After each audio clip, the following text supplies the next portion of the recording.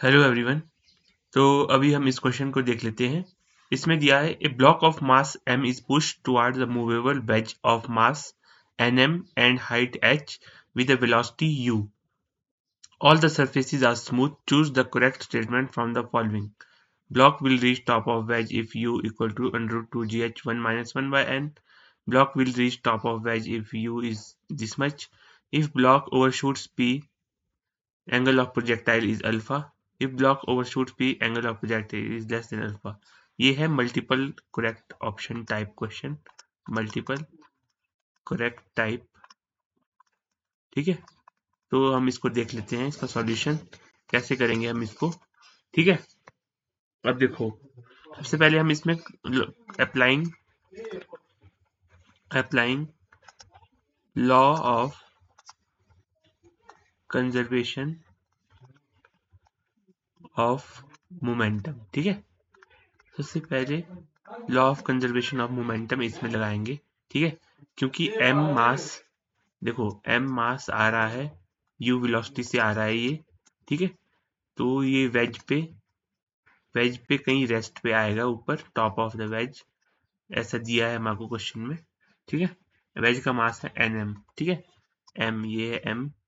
ठीक है, तो यहाँ पर मान लो, और वेज वेज है फ्रिक्शनलेस सरफेस पे, तो वेज के पास और ब्लॉक के पास, दोनों के पास कॉमन वेलोसिटी v डैश आ जाएगी उस पॉइंट पे। ठीक है, तो मैं लिखूंगा एम यू जो होगा, एम यू बराबर होगा m plus N M into we dash के। ठीक है, आई होप आपको समझ में आया होगा।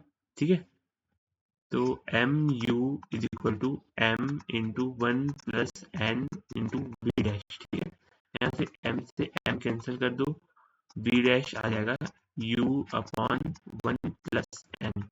ठीक है, ये आ गई वी डैश की वैल्यू। ठीक है, वी डैश की वैल्यू यहाँ से हमारे पास आ गई। ठीक है, अब हम इसमें क्या करेंगे, देखो आपको समझ में आ रहा होगा, यहाँ से u वेलोसिटी से ये आ रहा था m ब्लॉक, और यहाँ से इस पे चढ़ गया और यहाँ जाके रेस्ट पे आ गया। ठीक है, यहाँ जाके रेस्ट पे आ गया, और यहाँ दोनों के पास कॉमन वेलोसिटी v डैश आ गई। ठीक है, तो अब हम इसमें क्या करेंगे, applying applying law of conservation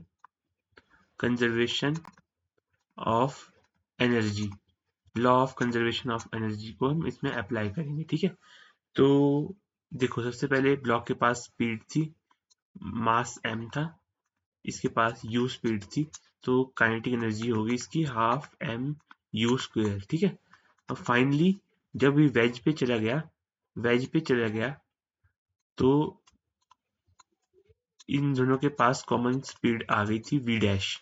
ठीक है, तो half m plus N M into we dash square. ठीक है, ये आ गई फाइनली काइनेटिक एनर्जी, इतनी आ गई, प्लस एनर्जी मास ने ऊपर जाके पोटेंशियल एनर्जी भी गेन करी होगी एम जी एच, तो एम जी इंटू एच। ठीक है, तो half M U square equal to half M into one plus N V dash square plus M G H. ठीक है, तो m से m को कैंसिल कर दो।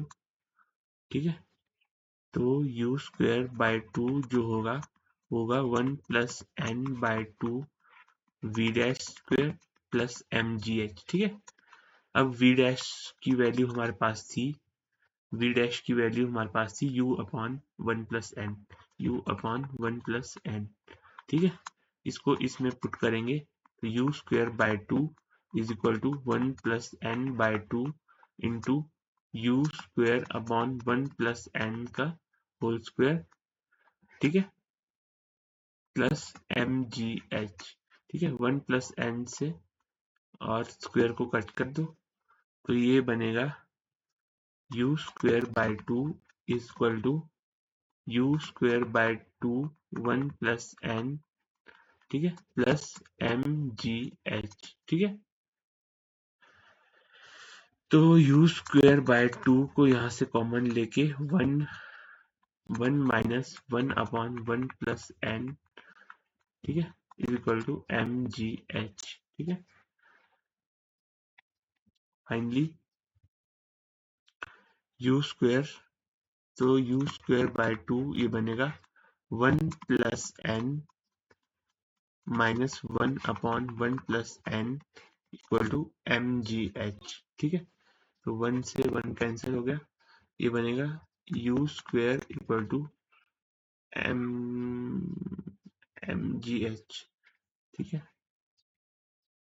m कैंसिल हो गया था यहाँ पर सिर्फ gh रह गया था, m कैंसिल हो गया था, m को कैंसिल कर दो, m कैंसिल हो गया था, ठीक है।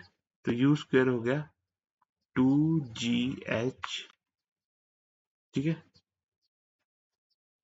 इंटू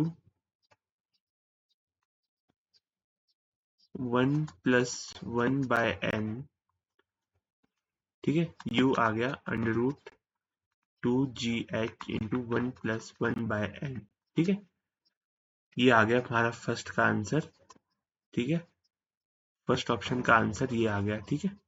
सेकंड है, देखो जब ब्लॉक वेज, मान लो वेज हमारा फिक्स है, अगर अभी एम ब्लॉक इस पे से निकलेगा तो वो अल्फा एंगल पे निकलेगा, अल्फा एंगल पे। लेकिन अगर ये मूव कर रहा है, वेज मूव कर रहा है, तो वो एंगल लेस देन अल्फा होगा, ठीक है, लेस देन अल्फा होगा, ठीक है। अब देखते हैं इसमें, एक तो ये वाला ऑप्शन हमारे पास आ गया, block will reach the top of the wedge if u is equal to 2 root gh into 1. If the block overshoots, the angle of projectile is less than alpha, एक d है, ठीक है। अल्फा नहीं होगा, alpha से कम होगा, ये alpha angle है। जब यहाँ से प्रोजेक्ट करेगा मास तो अल्फा से कम एंगल पे प्रोजेक्ट करेगा। आई होप आपको समझ में आया होगा। Thank you very much.